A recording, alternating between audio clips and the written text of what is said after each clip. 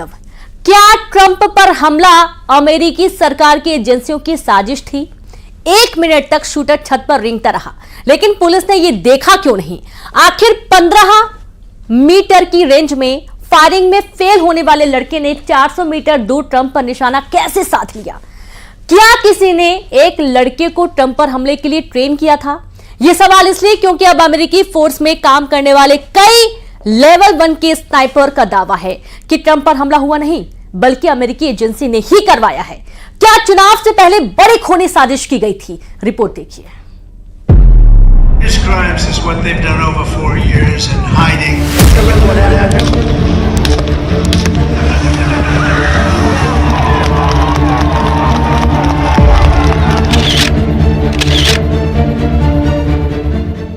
Trump की जान का दुश्मन कौन है?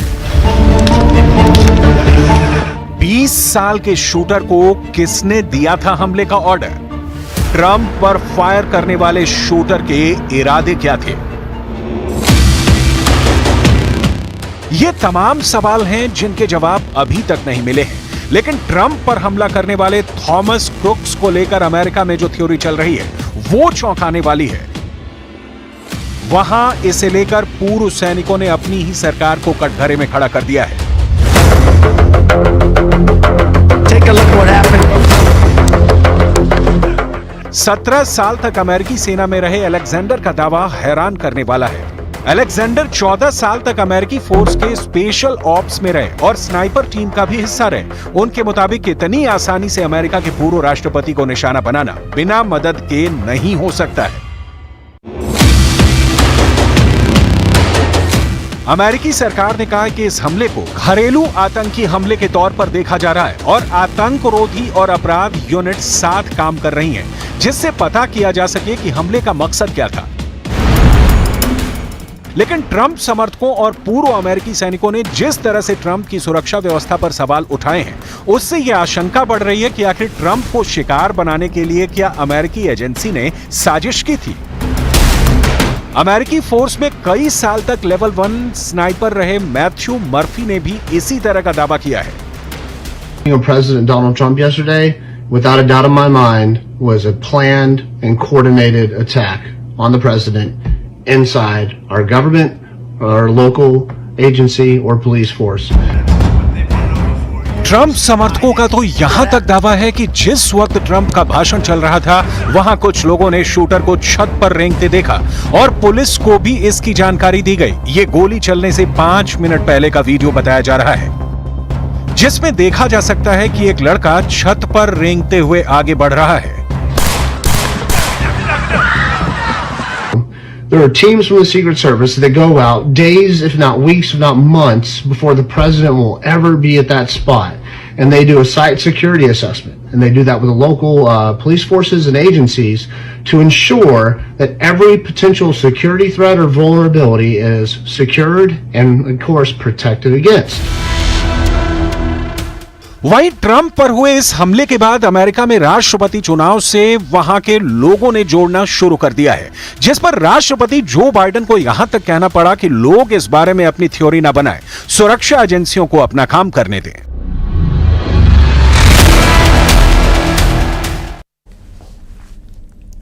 और खबर अयोध्या से है, जहां रामलला के साथ अयोध्या की सुरक्षा व्यवस्था में अब राष्ट्रीय सुरक्षा गार्ड यानी कि एनएसजी की तैनाती होने जा रही है। एनएसजी की एक टुकड़ी 17 जुलाई को अयोध्या पहुंच रही है। राम जन्मभूमि के साथ अयोध्या के आसपास की सुरक्षा व्यवस्था की कमान संभालेगी। रामलला के भव्य मंदिर बनने के बाद से ही अयोध्या की सुरक्षा व्यवस्था को और भी सख्त करने की तैयारी है।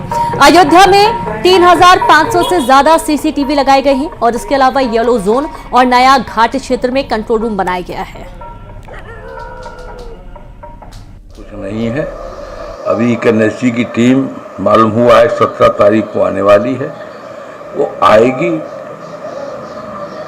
और राम मंदिर के साथ साथ अयोध्या की चारों तरफ की स्थिति का अवलोकन करेगी। उसके बाद में सुरक्षा व्यवस्था की यहाँ पर जो वर्तमान स्थिति है उसकी समीक्षा करेगी। उसके बाद में फिर अपनी रिपोर्ट देगी। फिर क्योंकि केंद्र सरकार की एजेंसी है, वो तय करेगी कि आगे सुरक्षा व्यवस्था का कोई अगर सुधार की जरूरत है या एनएसजी की जरूरत है तो उसके बारे में केंद्र सरकार निर्णय लेगी। भगवान रामलला के नगरी की सुरक्षा और भी सख्त होने जा रही है। भगवान राम की नगरी में अब एनएसजी कमांडो की तैनाती की जाएगी और सूत्रों की माने तो 17 तारीख को एनएसजी कमांडो की एक यूनिट अयोध्या पहुंच रही है, जो रामलला के साथ साथ अयोध्या के आसपास की सुरक्षा का जायजा लेगी। उसके बाद समीक्षा होगी और समीक्षा के बाद बाकायदा एक रिपोर्ट तैयार करके केंद्र सरकार को दी जाएगी। जाहिर सी बात है कि अयोध्या में रामलला के मंदिर बनने के बाद से ही अंतर्राष्ट्रीय स्तर पर चर्चा में है और ऐसे में अयोध्या की सुरक्षा को लेकर व्यवस्थाएं और भी चाक चौबंद कर दी गई हैं।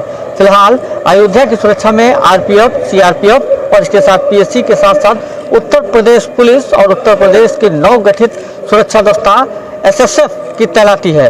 अब रामनगरी की सुरक्षा एनएसजी के हाथ में होगी। ऐसे में संतों से लेकर श्रद्धालुओं तक उत्साह भी है कि अयोध्या की सुरक्षा भी सख्त होगी और यहाँ सहूलियतें भी मिलेंगी। अयोध्या से न्यूज़ 18 के लिए निमिष गोस्वामी। गुना में कार्यक्रम के दौरान नेताजी का अजब गजब बयान सामने आया। कॉलेज के कार्यक्रम में बीजेपी विधायक पन्नालाल शाक्य ने छात्रों को गजब का ज्ञान दिया है। माननीय ने कहा कि डिग्री से कुछ नहीं होगा, जीवन यापन करना है तो पंचर की दुकान खोलो, कम से कम जिंदगी तो चल पाएगी। ये अजब और गजब बयान के बाद अब विधायक पन्नालाल शाक्य चर्चाओं में आ चुके हैं। साइंस की डिग्री से कुछ होने वाला नहीं है। मोटरसाइकिल की पंचर की दुकान खोल लेना, जिससे कम से कम अपनी जीवन यापन चलता है। नेताजी की छात्रों को गजब सलाह, कॉलेज की डिग्री से कुछ नहीं होगा।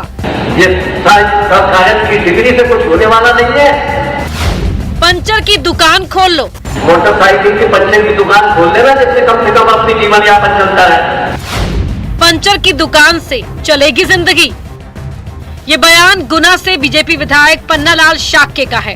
प्रधानमंत्री कॉलेज ऑफ एक्सीलेंस के उद्घाटन के समारोह के दौरान ये बात विधायक ने कही। ये साइंस की डिग्री से कुछ होने वाला नहीं है। मोटरसाइकिल की पंचर की दुकान खोल लेना, जिससे कम से कम अपनी जीवन यापन चलता है। डिग्री से कुछ नहीं होगा, ये कहना है विधायक जी का। कॉलेज में पढ़ाई करो, डिग्री लो और फिर पंचर की दुकान खोल लो। ये कैसा ज्ञान है? अगर पंचर की दुकान ही खोलनी है तो पढ़ाई क्यों, लाखों रुपए क्यों खर्च किया जाए, सीधा पंचर की दुकान ही खोल ली जाए। केवल एक और दो बात से पकड़ लेना, केवल एक और बात से पकड़ लेना। ये साइंस की डिग्री से कुछ होने वाला नहीं है। मोटरसाइकिल की पंचर की दुकान खोल लेना, जिससे कम से कम अपनी जीवन यापन चलता है। कागज की डिग्री लेने के बाद पेड़ लगाने का आप व्रत रखते हो तो हजारों पेड़ खुद लगाओ और खुद उनको सूचित करो। ऐसा नहीं होने वाला, पेड़ तो मिलते ही नहीं होंगे। विधायक का ये बयान और ज्ञान अब सोशल मीडिया पर भी तेजी से वायरल हो रहा है। उधर अब इस मामले में सियासत भी शुरू हो गई है। कांग्रेस ने बीजेपी विधायक के बयान पर निशाना साधा है। Bureau report, news 18। पुरी के जगन्नाथ मंदिर का रत्न भंडार खुल चुका है। पुख्ता इंतजामों के बीच रत्न भंडार खोला गया, खजाना बाहर निकाला जा रहा है और इस खजाने और मंदिर के कमरों से जुड़े ऐसे कई राज सामने आ रहे हैं जो सबको हैरान कर रहे हैं। देखिए रिपोर्ट।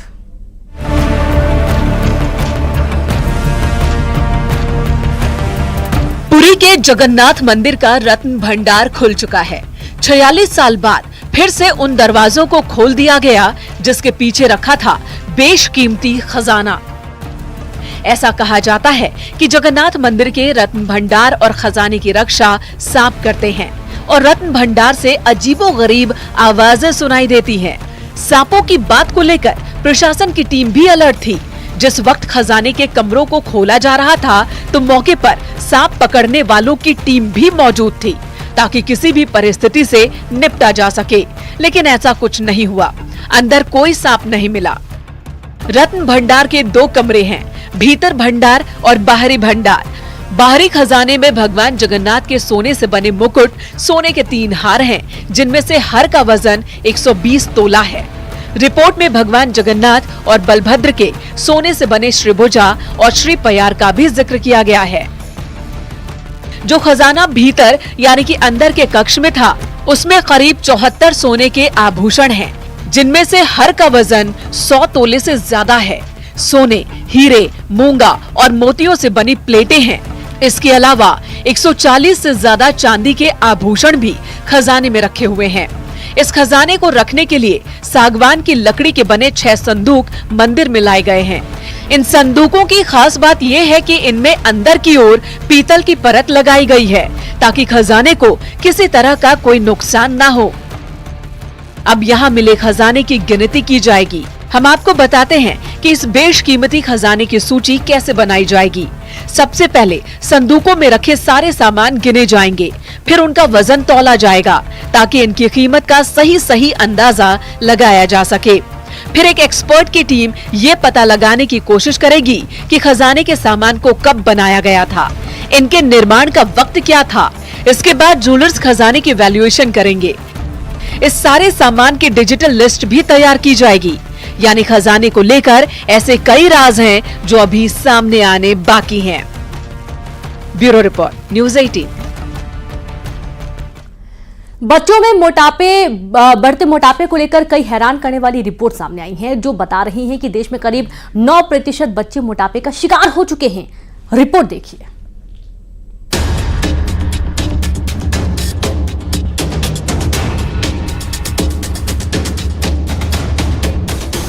भारत में बच्चों को लेकर हर माता पिता को अलर्ट करने वाली रिपोर्ट आई है। बताया जा रहा है भारत का हर तीसरा बच्चा मोटापे का शिकार है। 2003 से 2023 तक 21 अलग अलग स्टडी की गई, जिसके मुताबिक देश में करीब 8.4% बच्चे मोटापे की चपेट में हैं, जबकि 12.4% ओवरवेट हैं। हेल्थ एक्सपर्ट्स के मुताबिक बच्चों में मोटापे के आंकड़े अलर्ट करने वाले हैं और माता पिता को बच्चों के खान पान पर ध्यान देने की जरूरत है। अल्ट्रा प्रोसेस्ड फूड से ये होता है क्योंकि गट बैक्टीरिया का खाना है फाइबर। अल्ट्रा प्रोसेस्ड फूड से फाइबर निकाल दिया गया, उसको खाना नहीं मिला, वो गट को खाने लगा और इसके कारण बच्चे का मूड स्विंग हुआ, बच्चा डिप्रेशन, एंजाइटी, सुसाइडल टेंडेंसी में गया। इसके कारण बच्चे को क्रेविंग हुई और बच्चा हाई शुगर फूड मांगने लगा और उसका नतीजा हुआ मोटापा। देखिए कितना घुमा हुआ है, कितना आपस में जुड़ा हुआ है। लोग समझते हैं ये एक कॉन्सेप्ट है ग्लूटेन एंड स्लॉथ, मतलब ज्यादा खाते हैं कम चलते हैं इसलिए मोटापा हुआ। कॉन्सेप्ट गलत है। वो खाया क्यों ज्यादा, इस पे कोई बात नहीं कर रहा। खाया इसलिए ज्यादा कि उसका बिहेवियर ऐसा हो गया, गट बैक्टीरिया डिस्टर्ब, लो सेरोटोनिन, उसको अच्छा ही नहीं लगता है और हर समय वो अच्छा लगने के लिए डोपामिन सर्च करता है। डोपामिन सर्च बच्चे शुगर से ले सकते हैं। बच्चों में मोटापा कम करने के लिए क्या करने की जरूरत है, हमने ये भी जानने की कोशिश की। तो उसके खाने को नेचुरल खाना कर दें, मतलब प्रोसेस्ड फूड बंद करें। उसका बंद से मतलब समझाएं, जागरूक करना है। बच्चे कभी डांटने से नहीं सुधरेंगे, उनको जागरूक करना है कि देखो इस खाने में ये है। देखिए उनका बिहेवियर बच्चे कैसे, जैसे बच्चे ग्रीन वेजिटेबल्स खाने लगे, plant based food, vitamin C, ये बच्चे विटामिन सी मतलब ऑरेंज, मतलब नींबू, इस तरह की चीज लेने लगे, वेजिटेबल लेने लगे, fish very good, omega 3 fatty acid है, अच्छे अंडे लें, ट्रिप्टोफैन मिलेगा जिससे सेरोटोनिन मिलेगा, मूड एलिवेट होगा। अगर ये बच्चे लेने लगे, बच्चे का बिहेवियर अपने आप चेंज होगा, बच्चा ये खाना छोड़ देगा और मोटापा कम हो जाएगा। बच्चों को मोटा नहीं बल्कि हेल्दी बनाने की जरूरत है, लिहाजा बच्चों के खाने पीने पर विशेष ध्यान देने की जरूरत है। Bureau report, news 18। और अब बात दुर्ग की। यहाँ जिला अस्पताल क्लब बन गया है, जहां मरीजों के इलाज की जगह पार्टियां चल रही हैं। मरीज तड़प रहे हैं, अस्पतालों के कर्मचारी बर्थडे पार्टी मनाने में बिजी हैं। अस्पताल में केक काटा जा रहा है, कर्मचारी ड्यूटी भूलकर पार्टी कर रहे हैं। देखिए रिपोर्ट। जश्न का माहौल है, बर्थडे पार्टी चल रही है, केक काटा जा रहा है, खुशियां मनाई जा रही हैं। बर्थडे पार्टी मनाने में कोई बुराई नहीं है, लेकिन अगर अस्पताल के कर्मचारी अपनी ड्यूटी छोड़कर पार्टी मनाए तो सवाल उठते हैं। ये बर्थडे पार्टी अस्पताल में ही मनाई जा रही है। तस्वीरें दुर्ग जिला अस्पताल की हैं। अस्पताल के ट्रॉमा यूनिट में कर्मचारी अपनी ड्यूटी छोड़कर पार्टी मना रहे थे। मरीज दर्द से तड़प रहे थे, लेकिन इनका इलाज करने की बजाय अस्पताल के कर्मचारी पार्टी में बिजी थे। ट्रॉमा यूनिट में गंभीर मरीज आते हैं। इन तस्वीरों में आप देख सकते हैं कि मरीज बेड पर पड़े हुए डॉक्टर का इंतजार कर रहे हैं, लेकिन डॉक्टर तो दूर, यहाँ स्वास्थ्य कर्मी तक मौजूद नहीं है। क्योंकि उनकी तो पार्टी चल रही है। इन्हें कोई फर्क नहीं पड़ता, इनके लिए पार्टी ज्यादा जरूरी है। अस्पताल को इन्होंने क्लब बना दिया है, जहां ये ड्यूटी के लिए नहीं बल्कि पार्टी के लिए आते हैं। जिला अस्पताल का ये हाल हैरान करता है। आखिर अस्पताल में इन्हें पार्टी करने की इजाजत किसने दी? पार्टी का ये वीडियो वायरल हो रहा है और अस्पताल की पोल खुल गई है। अब देखना ये है कि ड्यूटी छोड़कर अस्पताल में पार्टी कर रहे इन कर्मचारियों पर क्या कार्रवाई की जाती है। Bureau report, news 18। एक पत्नी ने अपने पति से लाल रंग की लिपस्टिक मंगवाई, लेकिन पति गलती से ब्राउन कलर की लिपस्टिक ले आया। उसके बाद जो हुआ वो आप सोच भी नहीं सकते हैं। रिपोर्ट देखिए।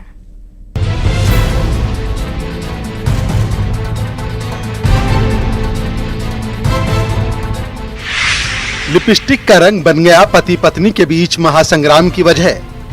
लाल की जगह पति ब्राउन लिपस्टिक ले आया और पत्नी का गुस्सा 7वें आसमान पर पहुंच गया। आगरा में एक अजीबोगरीब मामला सामने आया है।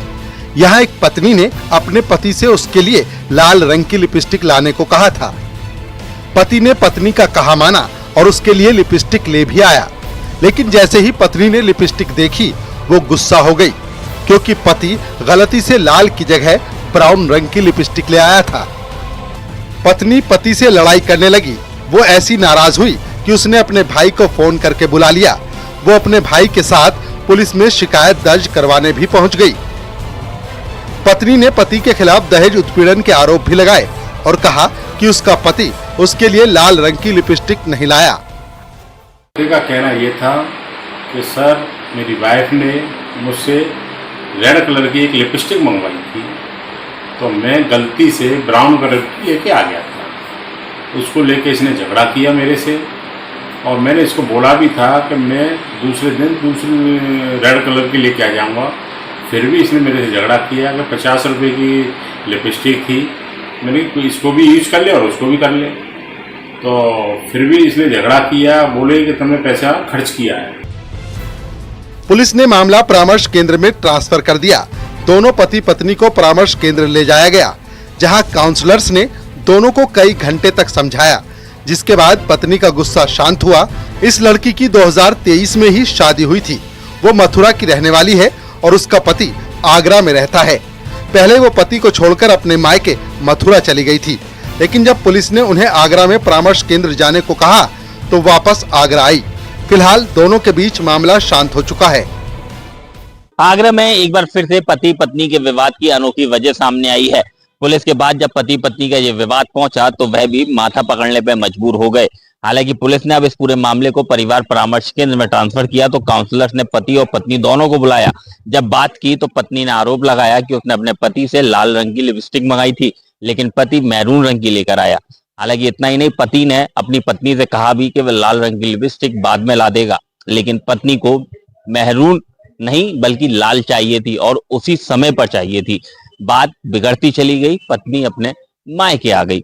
हालांकि मायके आकर पत्नी ने अपने ही पति के खिलाफ दहेज उत्पीड़न की झूठी शिकायत की।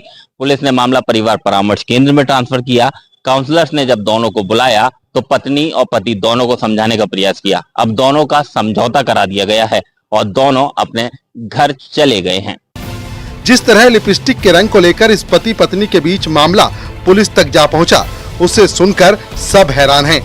किसी ने नहीं सोचा था कि लिपस्टिक के रंग के चलते मामला इतना आगे बढ़ सकता है। अब सभी ये उम्मीद कर रहे हैं कि आगे इस पति पत्नी के बीच सब ठीक रहे। कामिर कुरैशी, न्यूज़ 18, आगरा। अगर कोई एक अजगर देख ले तो उसके होश उड़ जाते हैं। क्या हो अगर एक साथ 12 अजगर नजर आ जाएं? नर्मदापुरम में ऐसा ही हुआ है। यहां बिजली सब स्टेशन में अजगरों की पूरी फौज ने डेरा जमाया हुआ है। देखिए आप भी।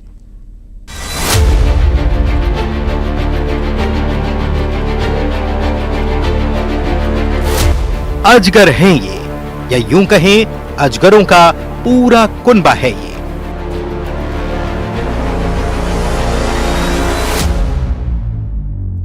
अगर सामने एक अजगर आ जाए तो लोगों की घिग्गी बन जाती है, बोलती बंद हो जाती है। यहां तो 12 अजगरों की पूरी फौज है।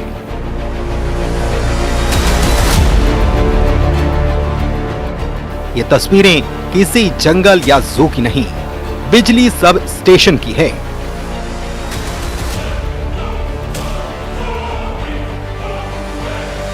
नर्मदापुरम में बिजली के एक सब स्टेशन में अजगर के 12 बच्चे मिले हैं। ऐसा लग रहा है अजगरों ने सब स्टेशन को अपना आशियाना बना लिया था। एक साथ इतने अजगर देखकर हड़कंप मच गया। बिजली कर्मचारी दहशत में आ गए। अजगरों को देख हर कोई डरा सहमा नजर आया। आनन फानन में स्नेक रेस्क्यू टीम को तलब किया गया और सभी अजगरों को पकड़कर जंगल में छोड़ा गया। अब अजगर अपने ठिकाने यानी कि जंगल में पहुंच चुके हैं और लोगों की भी जान में जान आई है। Bureau report, Narmadapuram. और अब बात मुरैना से बड़ी खबर की, जहां क्वारी नदी के घाट पर पुलिस ने छापा मारा। मछली पकड़ रहे लोगों में भगदड़ मच गई। भाग रहे लोगों में से एक ने नदी में छलांग लगा दी। नदी में कूदने वाले युवक का अभी तक कोई सुराग नहीं लग पाया है। एसडीआरएफ की टीम युवक की तलाश कर रही है। परिजनों ने अंबाह थाने में मामला दर्ज करवा दिया। गुमशुदगी की रिपोर्ट दर्ज करवा दी गई है। खबर मुरैना से है, जहां पर क्वारी नदी के घाट पर पुलिस ने छापा मारा। मछली पकड़ रहे लोगों में भगदड़ मच गई और इस दौरान एक युवक नदी में छलांग लगा दिया। अब उसका सुराग नहीं मिल पा रहा है। अब एसडीआरएफ की टीम मौके पर पहुंची है। युवक की तलाश की जा रही है। एसडीआरएफ की टीम लगातार युवक को ढूंढने की कोशिश में जुटी है। परिजनों ने अंबाह थाने में गुमशुदगी का मामला दर्ज करवा दिया है। तो ये देखिए, एसडीआरएफ की टीम कड़ी मशक्कत कर रही है युवक को ढूंढने के लिए। और संवाददाता अमित शर्मा जुड़ गए। अमित, पूरा मामला बताइए। बिल्कुल, देखिए, जो क्वारी नदी है उसमें मछली पकड़ने का कुछ लोग काम करते थे। इस बात की सूचना जैसे ही सिवनिया पुलिस को लगी थी तो पुलिस ने नदी के घाटों पर दबिश दी। इस दौरान 4 मछुआरे पुलिस को नजर आए और पुलिस को देख करके उनमें भगदड़ मच गई, जिसमें से 2 मछुआरों को पुलिस ने पकड़ लिया था। उसके बाद एक मछुआरा भागने में कामयाब हो गया, लेकिन दूसरे का बताया जा रहा है जो अन्य चौथा मछुआरा था वह नदी में कूद गया था, जिसकी पुलिस तलाश कर रही है। और एसडीआरएफ की टीम 3 दिन से तलाश कर रही है, लेकिन नदी में अभी तक कोई जो एसडीआरएफ की टीम है उसे सफलता हाथ नहीं लगी है। और जो 2 मछुआरे पकड़े थे उन्हें भी फिलहाल पुलिस ने छोड़ दिया है। बाकी 3 मछुआरे यानी कि कुल मिला के 4 मछुआरे मछली पकड़ने का काम कर रहे थे, उसमें से 3 मछुआरे लौट करके घर पहुंच गए हैं। लेकिन जो नदी में डूबा था उसकी तलाश अभी भी की जा रही है। उसका कहीं से कहीं तक कोई अभी तक सुराग नहीं लग पाया है। बताया जा रहा है कि ये पूरा घटनाक्रम को लेकर के जो मछुआरा गायब हुआ था उसे लेकर के परिजनों ने भी अंबाह थाने में गुमशुदगी दर्ज कराई है, लेकिन अभी तक ना ही तो पुलिस को सफलता हाथ लगी है, ना ही एसडीआरएफ की टीम की। ये पूरा घटनाक्रम है वो क्वारी नदी के पुराबस घाट का।